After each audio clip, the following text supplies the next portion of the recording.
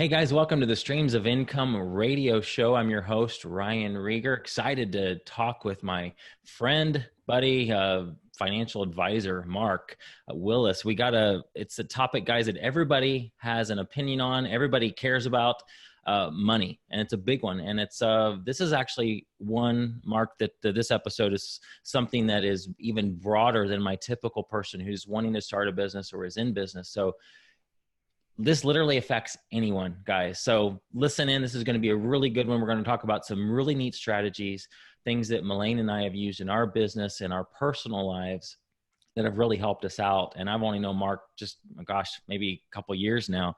So let me introduce him. Guys, he's a man on a mission. He wants to help you think differently about your money, the economy, and your future. Mark, it says you graduated with 6 figures of student loan debt. Oh my gosh. Yeah. Wow. That is a lot, but that's not, a lot of people are doing that now. And you've discovered a way to turn that debt into real wealth as he watched everybody lose their retirement savings and home equity back in 2008. I remember that. Mark's a certified financial planner. He's a 2-time #1 best-selling author. He owns Lake Growth Financial Services in Chicago.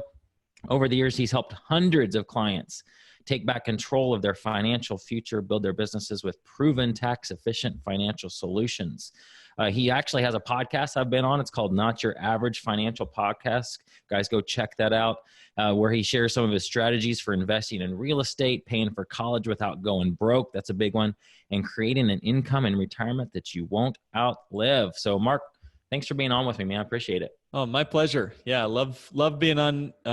Anytime I'm with Ryan Rieger, it's a good day, and I love being on this awesome show. You've got such a great show going, so I'm really proud to be with you, man. Thank you. I think this is only number 10, so you're one of the top 10 guests. So I made it in by like I'm on the 10th out of 10. I'll take it. In your teeth. But so I know we've talked before getting on here about some of the things we can dig into. But let's first tell me about your story. I know you're an Indiana guy like me, where we both grew up in Indiana, but living elsewhere now. So talk about anything that kind of is relative to where you are now and how you got into this business. Man, yeah, it wasn't my first. It wasn't my first pathway. Like many things in many of our lives, going down this road was sort of a surprise. And it was at first a particular personal need, Ryan, that I had. My wife and I, as you mentioned in the intro there, we graduated from our 3 private school degrees between us with six figures in student loan debt in 2008. Wow. In the midst of the Great Recession, with no jobs and no money and no income to pay off the debt, no plan to pay off the debt too. So for us, it was essential that we figured out how we were going to pay off all that debt. Literally, I've told folks it's sort of like I went to college and married 2 women. One is my gorgeous, beautiful wife, and the other one was Sally Mae, who, I didn't intend to bring her along for the marriage, but she was there all the same. And we had to figure out a way to get Sally Mae out of our marriage, because that was like a $900 a month mortgage payment almost, just riding on our backs, all that debt. So yeah, it was sort of there that got us.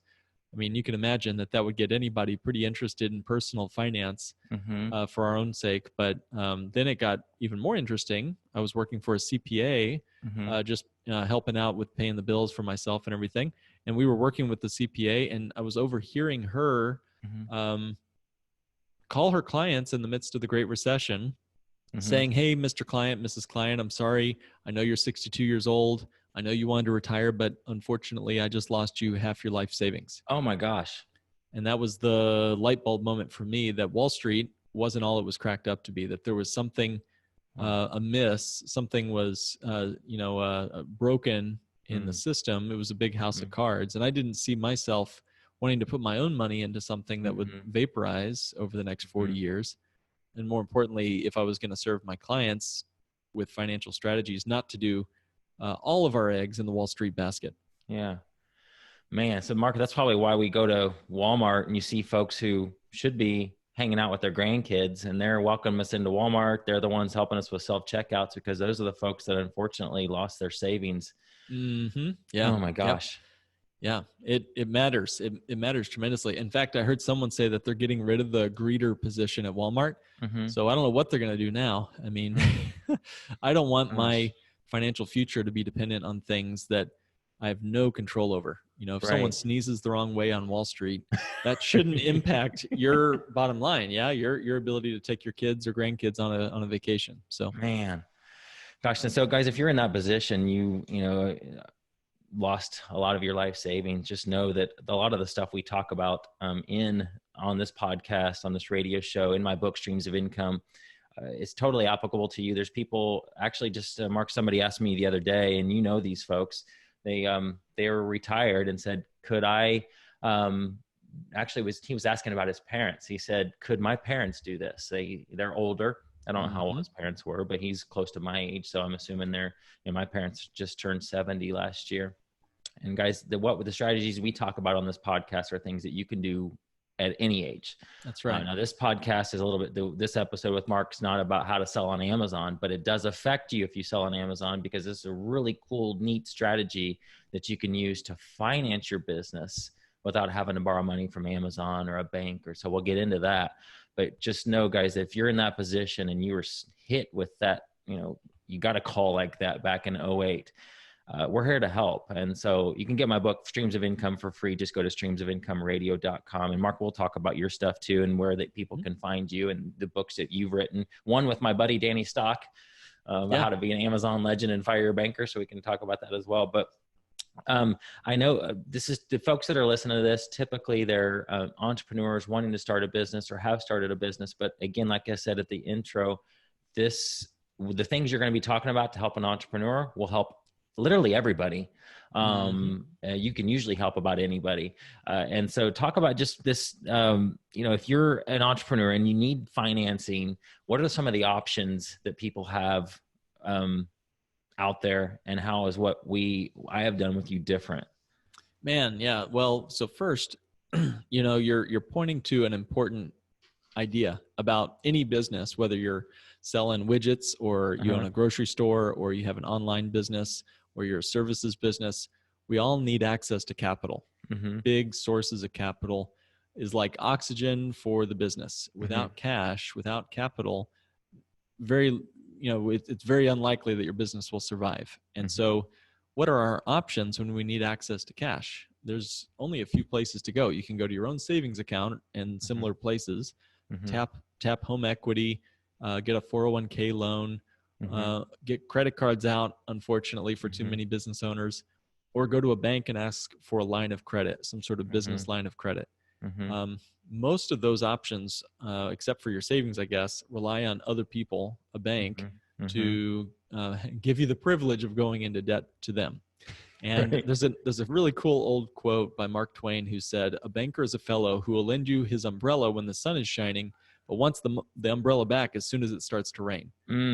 And that's so true. I've met business owners who, whether it was a worldwide economy crash like we had in 2008, or honestly, more often than not, we all have micro crashes in our local economies, whether it was, your own personal disability, God forbid, or if it was a job loss or a medical emergency or a kid's emergency. We all go through our own miniature versions of 2008. And I would say most people I meet with will admit that, yes, it's been a good 10, 11 years since we've had a major market correction. It's more, I guess we're overdue, I guess is what they say. So for most people who are dependent on banks to finance the needs of their business, it'll be a surprise, unfortunately, a negative surprise for too many people who realize that right when you need the cash. When do we most likely need cash? Well, during an emergency.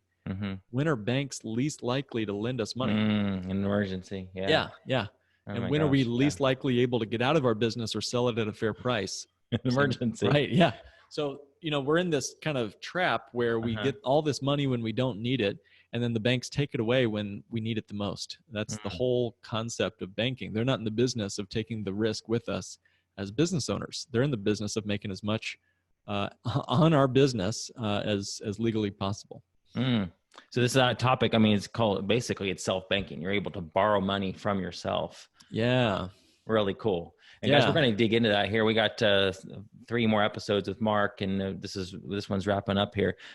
Just listen in, because this has really helped Melaine and I. It's helped a lot of people that are in our Amazon Legends groups and other people that we know that run and own businesses. People have been able to essentially borrow money from themselves to fund their businesses. And so it's been huge, and just excited to dig in here, guys, and show you. And again, if you have no idea, no desire to ever run a business or start a business, this can still apply to you. This is probably one episode that can still apply to you. The other ones typically aren't. And so this is a unique one. So guys, thanks for joining us here on the Streams of Income radio show. I'm your host, Ryan Rieger. Don't forget, you can get my book, Streams of Income, at streamsofincomeradio.com. We'll be right back in the next episode. Welcome back to the Streams of Income radio show. I'm your host, Ryan Rieger. We're here with my friend, Mark Willis, financial advisor, owns Lake Growth Financial in Chicago.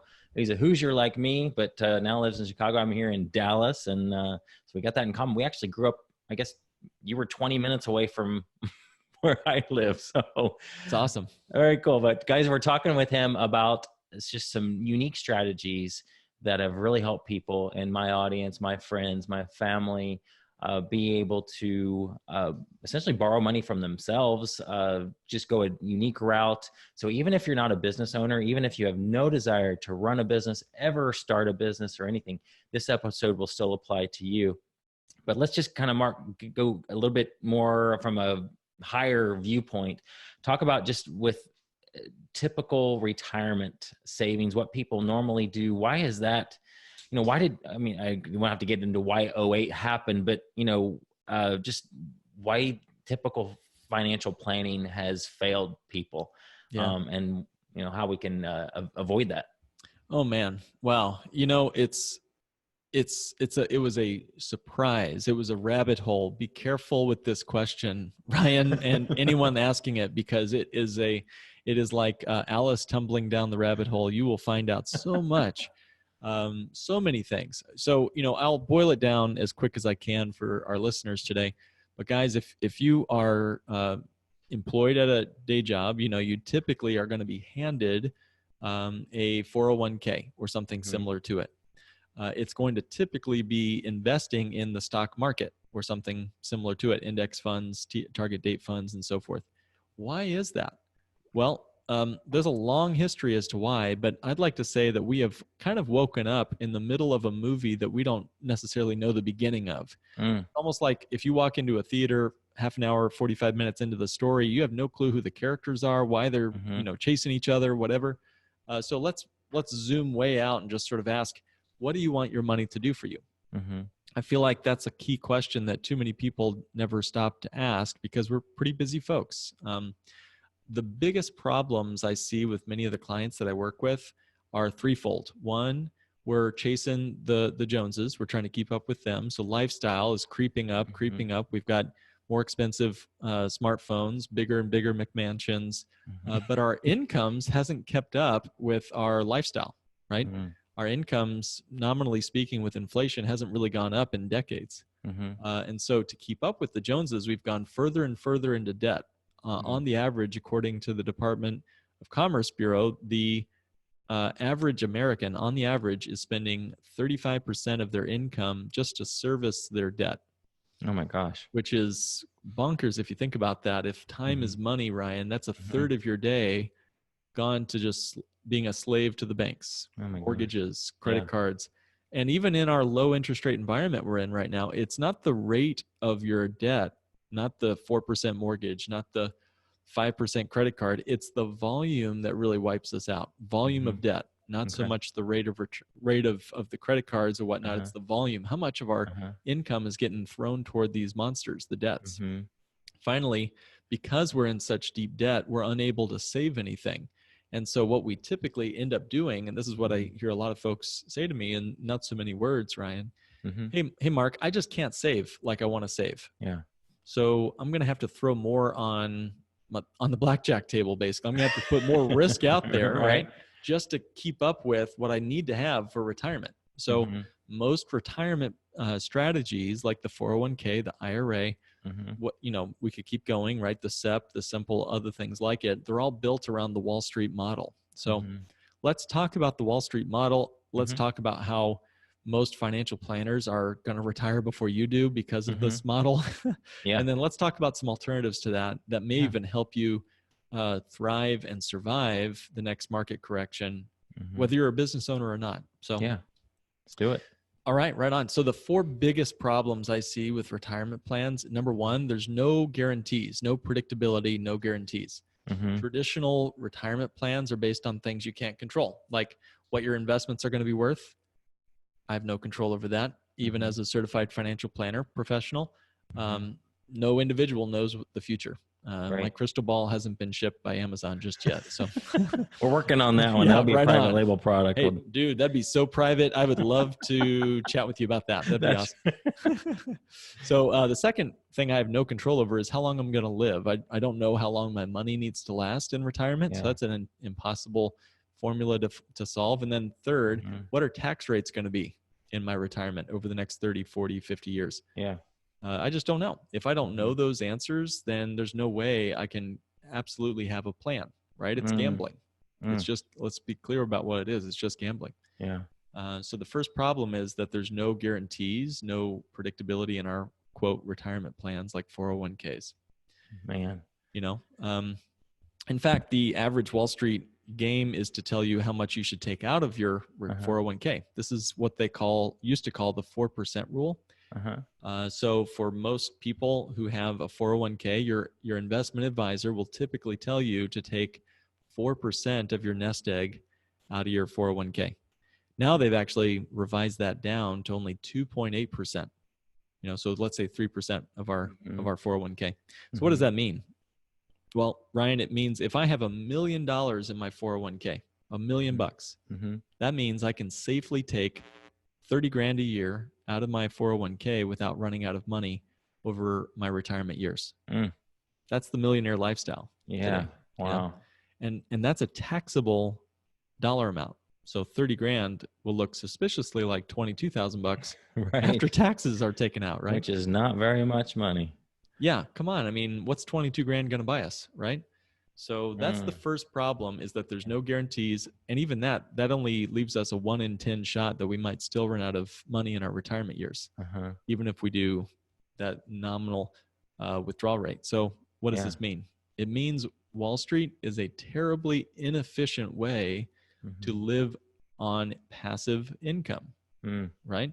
Yeah. You've been teaching in your show incredible ways to build powerful, long-lasting streams of income. I would like to contend, as a certified financial planner who's been classically trained in this, that Wall Street is not an efficient means of getting to the kind of stuff you guys are talking about on the show. So we can get into the math on that, but that's one of the big things. The second thing I'd say most traditional retirement plans have going against them is that fees are devouring what little we still have in those 401ks. According to the Department of Labor, if you just have a 1% a year fee on your 401k, you're going to see a third of your savings in that 401k gobbled up by the different fees. A third. Yeah. Wow, because it happens every year because it's 1% per year. Right. Yeah. So over a 35-year period, a third of your income basically is gone. Yeah. It makes it doesn't sound like a lot at first, but 1% a year becomes quite a bit over time. And the average IRA, the average 401k is closer to a 1.5 or 2% fee. The third problem is we have no access or very little access to our money in these IRAs, 401ks. That's my third biggest complaint with retirement accounts is, hey, we've got to live life before we're 59 and a half years old. And that's the weird age that most retirement plans let you get access to this cash. Until then, they slap you with penalties and taxes. So for your businesses, your Amazon business, or any other need you might have, your kids' college, you just can't touch that cash. It's locked up. It's like in prison. Right on. Yeah. That's a good way to put it. In fact, you have to pay a bail bond just to get your money out, called a penalty. Yeah. The fourth and final thing, and then I'll hush for a while, is no, you're good. This is good stuff. Right on. You're sitting on a ticking tax time bomb when you have a tax deferred plan. I always say, what does the word deferred mean? We have to define these words again, right? So deferred, when I hear the word tax deferred retirement account, it feels good. Like a 401k, tax deferred plans feel sophisticated, smart. But honestly, the word deferred just means put off until later. Yeah. Kicking a can down the road, right? Right. Yeah. Come on. I mean, it's sort of like, do I want to defer my root canal? Is that a good idea? So, the problem gets worse the longer we put it off. And most people I talk with believe, and I agree with them, that taxes will be higher in the future than they are today. Even if they're only 1% higher, Ryan, think about this. Mathematically speaking, it makes more sense for you to pay your taxes today if taxes go up by even 1% in your retirement years, mathematically, right? Wow. And guess what? Final thought here. We already know the year and the day that taxes are going up on us if Congress doesn't act. It's the end of the year, December 31st, 2025. What is that? That's 5 years from now, whatever, 6 years from now. Yeah. So we've got this window. We're in the lowest taxes of possibly our lifetime. So if everything's on sale, if taxes are on sale, I'd rather pay my taxes now before taxes get higher. So that's the fourth and final problem. I love that analogy. Traditional retirement plans. Yeah, you have great analogies. Where you're pay your taxes now. It's like if you're going to go out shopping, let's buy everything that you need when it's on sale. That's what my wife does. Yeah, that's right. Yeah, so there are better alternatives to these four problems, solutions to these problems. I know we're getting close to our time here right now, but 15 seconds. Right on. Yeah. So we'll at the end of the break, after this break, we'll go into maybe some solutions to these problems and also how you can build your business and help it be resilient no matter what any economy. Sounds good, guys. We'll be right back. Hey guys, welcome back to the Streams of Income radio show. I'm your host, Ryan Rieger. You can get my book, Streams of Income, for free at streamsofincomeradio.com, along with all the show notes, all the other episodes. This radio show is actually a podcast too, so you can listen to any of these episodes again on demand at streamsofincomeradio.com. We're chatting with my friend Mark Willis. He's a certified financial planner. He owns Lake Growth Financial Services in Chicago. And guys, if you are not in business, typically you might not even be listening to this show because I talk about how to create multiple streams of income. It's usually business folks, entrepreneurs that are listening. But if you are not in business, this episode still applies to you. So please listen into this one. It's a very important one. This topic, guys, it has really what Mark does has blessed my business, my family. And it's just because we're not following the traditional model. In this last segment, we talked about how the traditional plans of retirement have failed and are failing people, and people are essentially gambling with their money, right, Mark?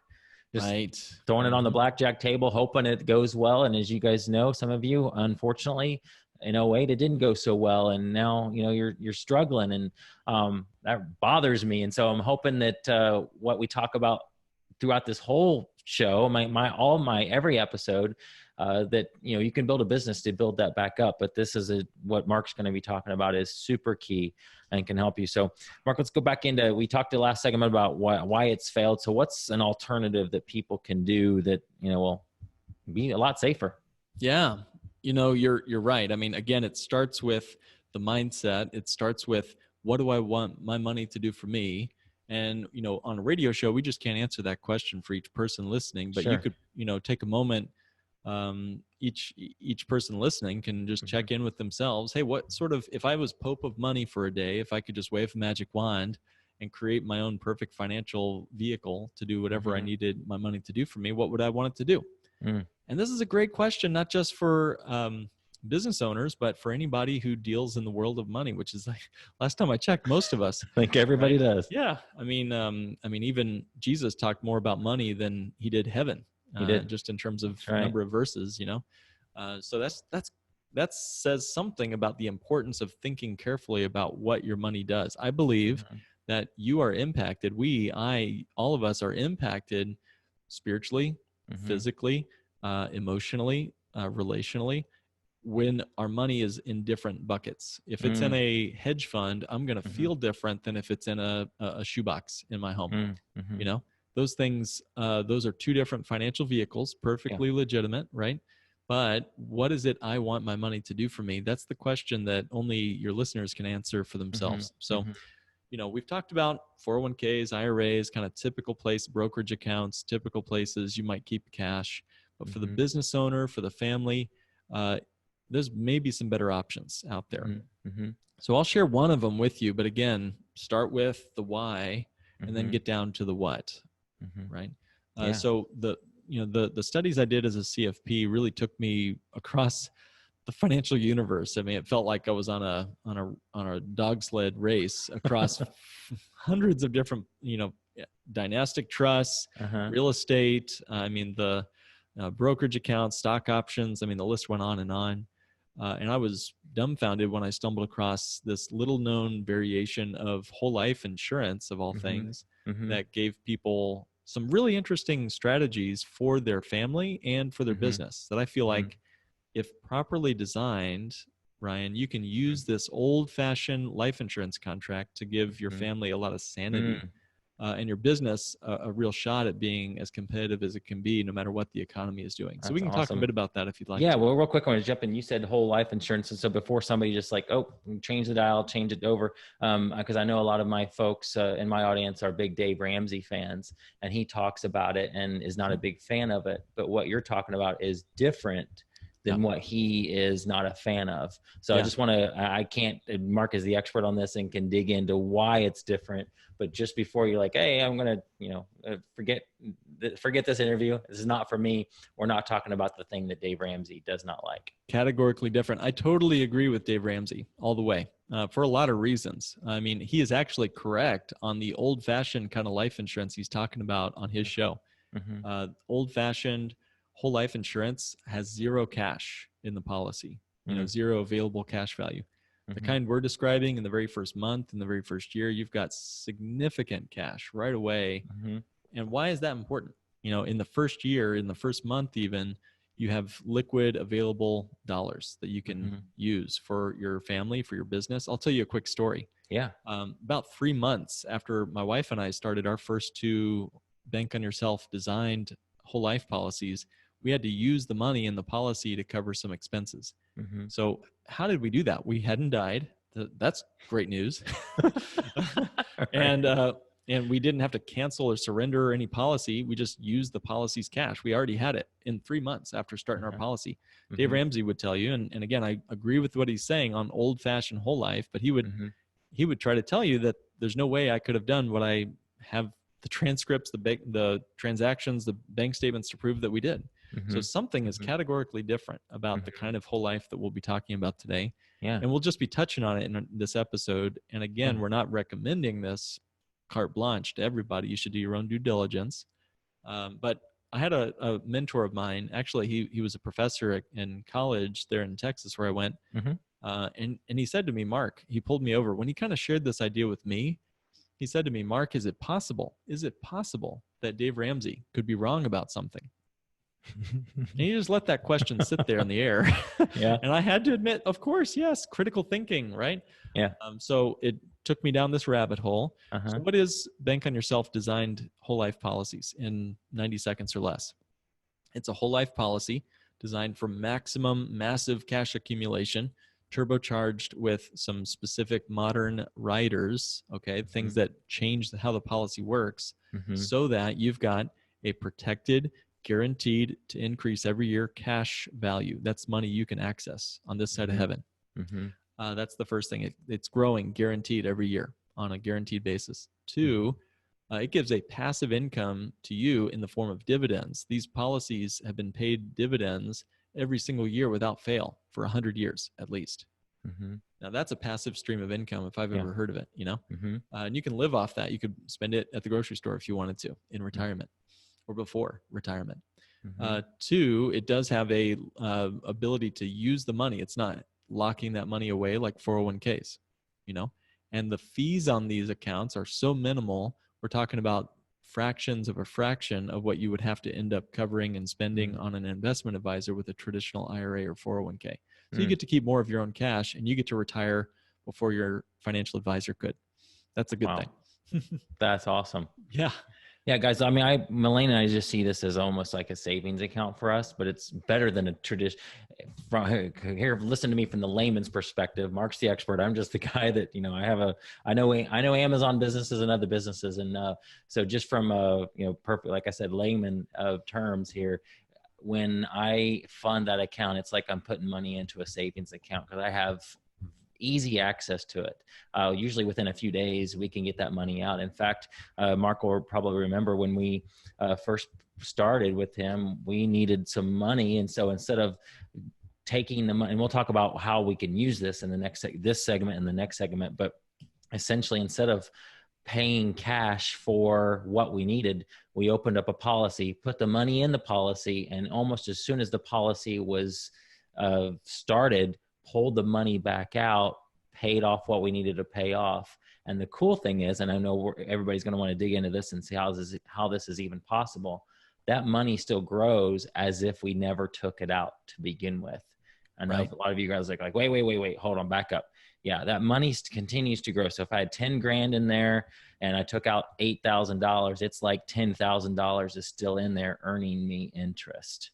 Correct? I couldn't have said it better myself, Ryan. That's exactly right. So yeah, we can dive deeper into that if you want, but I believe that's why this is better than even the Dave Ramsey method of paying cash for big purchases. This to me is better than being debt-free. What's better than debt-free? Being the bank. Yeah. That's right. better than being debt free, right? So if I can actually continually grow my money uninterrupted and still use the cash for my Amazon business or my kids' college or my next vehicle I need to buy or anything else life throws at me, kids' braces. We had someone use their policy recently to buy, cover their kids' braces. It's just, the sky's the limit. There's no prohibited transaction. This is your cash. Right. Yeah. Literally guys, it's your money, whatever you want to do with it, you can do with it. And again, because I teach people how to sell online, folks need money to buy inventory. And so they have some options. You could totally use credit cards, and a lot of people do that and get credit card points. And that could be a whole other topic. I love diving into that because I love flying for free around the world with credit card points. You got to be very wise with that and very careful with that. So that's an option. You can obviously take money out of your retirement, take money out of a bank. But with this strategy, once you do that, the money's not earning any interest anymore at the bank. With this strategy, it continues to earn as if you never touched it. And so you're kind of in a way double dipping. So we'll get into this in the last episode. We'll show some examples of how people can use it. And it's cool. Mark, thanks for doing this with me. It's really good stuff. So guys, this is Streams of Income Radio. I'm your host, Ryan Rieger. We'll be back. Guys, welcome back to the Streams of Income Radio Show. I'm your host, Ryan Rieger. Don't forget, you can get my book, Streams of Income, for free at streamsofincomeradio.com, along with all the show notes. I know a lot of you are probably driving, or maybe you're out taking a walk and you don't have time to write down some of the stuff or the links that we've talked about or will talk about. So just know all of that, it's there at streamsofincomeradio.com, and you'll see all of that along with all the past episodes that we've done. So we're chatting with Mark Willis, my friend, certified financial planner, and he owns Late Growth Financial in Chicago. And Mark, we've been talking about some really cool strategies, and one that obviously that Melaine and I have taken advantage of. It's called Bank on Yourself, that allows people to essentially be their own banker. So let's dig into that. Who's it for? How can people, I guess first, what are some examples of people that maybe some of your clients, what do they use it for?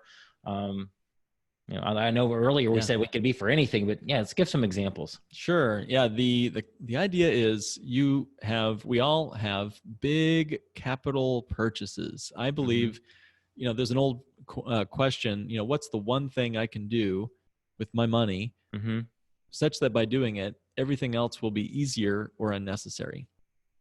That's a huge question. Someone asked me that a while back, and it's been haunting me ever since. What's the one thing you can do with your cash such that by doing it, everything else becomes easier or unnecessary? So I could put it in a 401k. I could put it in my house mortgage payment. I could put it into a couple of brokerage accounts or a 529 college savings account, or my savings account or my business or whatever, and spread it all around like that.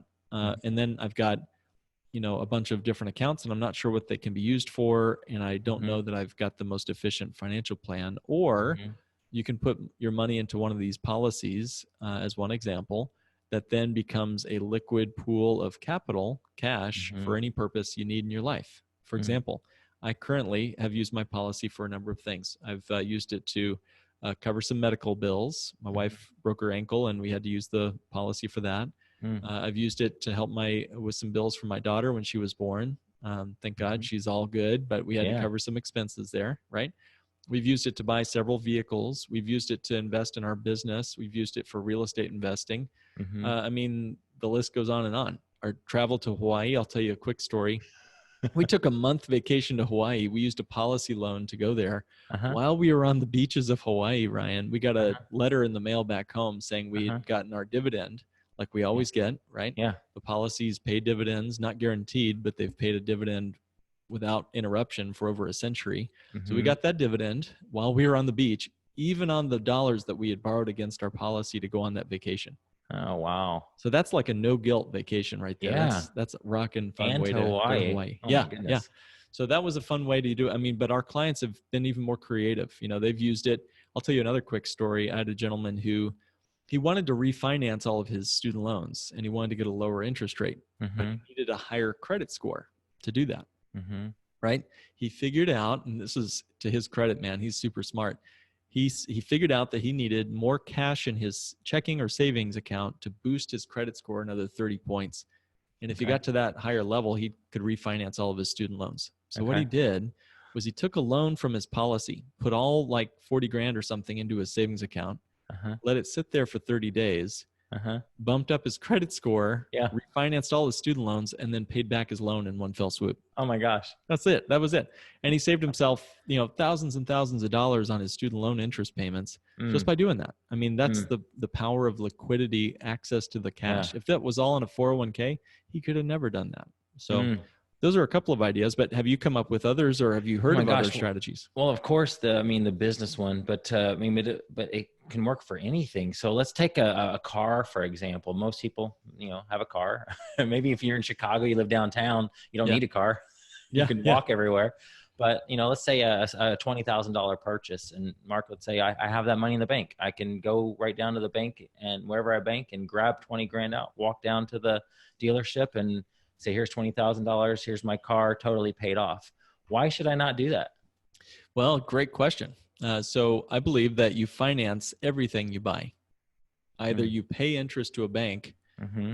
or you pay cash and you pass up interest you could have earned on those dollars had you not bought the car down at the dealer. Yeah. Think about that for a minute. Yeah. Even if it's a few cents a year, right? Or if, it doesn't matter what the interest rate is. Every time I spend money on a cup of coffee or a car, that's money I'll never see working or growing for me ever again. Yeah. That's a problem if I want passive income in my future or in my present, right? Mm-hmm. So you finance everything you buy. The problem with paying cash is you're constantly breaking compound growth. And who's it? Einstein said the compound growth is the most powerful force in the universe. Uninterrupted compound growth. Yeah. So the problem is we keep interrupting compound growth when we buy stuff. So the concept of becoming your own source of financing, being the banker, bank on yourself, is by using this policy. Yes, you're right. While it's a little known feature for most whole life policies, and in fact, even a lot of whole life policies are not designed correctly. Back to our comments about Dave Ramsey and what he says. Again, I agree with him about 90% of whole life out there. Yeah. But if it's designed right, the policy will grow even on the capital you borrow for that car at the dealer down the street. So, there's a loan you can take against the policy. You're borrowing against the policy cash value. The cash value is still there. It didn't leave your account. You pulled from the life insurance company's general fund to get that 20 grand or whatever the number was for that car. Now you're driving your car around and you still get the uninterrupted compound growth of your policy. Now, some people heard me say the word loan and may have recoiled a bit. I don't like to be in debt to anybody except myself. So I'm in control of this repayment plan to the policy. I could take 6 months, 6 years, 60 years. As long as I pay that loan off over a reasonable period of time, I'm the banker, so I can control how or if I pay that off. If I never pay it off, the loan is deducted from the death benefit when I pass away. So this is a way to have sort of a guaranteed line of credit, non-recourse loan to help your business. I guess let's talk about who this might be for, who might it not be for. And then in the last couple of minutes, I want to talk about how can people find you? Sure. Yeah. So again, I think this is a perfect match for people who need access to cash, especially your awesome audience, especially online inventory that you might need, for example. If you pay business owners, if you pay taxes, this is a great way to pay for your taxes if you need to. If you own a company car, why not loan your business the money to buy that company car. I do that with all my vehicles. Yeah. And then your business has to pay you back, and you just use that money to fund it into your policy again. Who is this not a good fit for? Well, I would say that this is not an investment alternative. It's not it's never going to keep up with the best year of the stock market, right? It's going to be low to moderate conservative returns. It's not meant to be an investment. It's more like a cash portion of your portfolio. So, think CDs, money market accounts, that sort of thing. It's usually about 500 times better, literally 500 times better than a savings account in terms of its return. If they're doing 0.01%, that is. Yeah. So, this is a steady as she goes tortoise, not the hare in your life.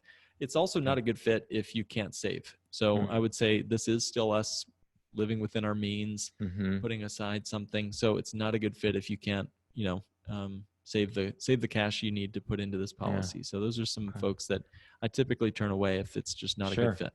Yeah, absolutely. Okay, so I know by this time people are like, okay, I want to learn more. So where can they find you? Maybe talk about some of your books, those titles and all that. Yeah, great. The best, if you like podcasts, check out Not Your Average Financial Podcast. We've got 100 plus episodes on this topic and similar topics, and we can help you dive deeper if you want.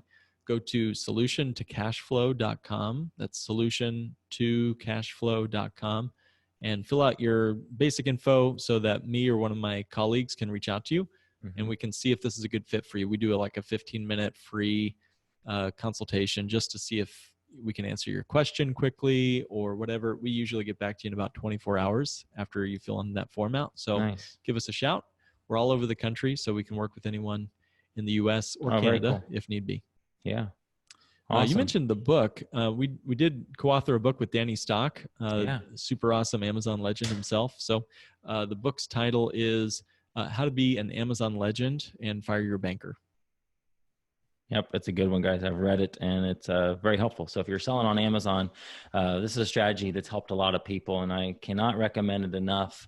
Why borrow money from Amazon or Cabbage or PayPal or your bank when you can essentially borrow from yourself? And real quick, I said double dipping. You're taking the money out to fund an Amazon business that pays you, but while the money you took out is still earning interest. So that's how you double dip. And it's a really cool strategy if you using this for business purposes.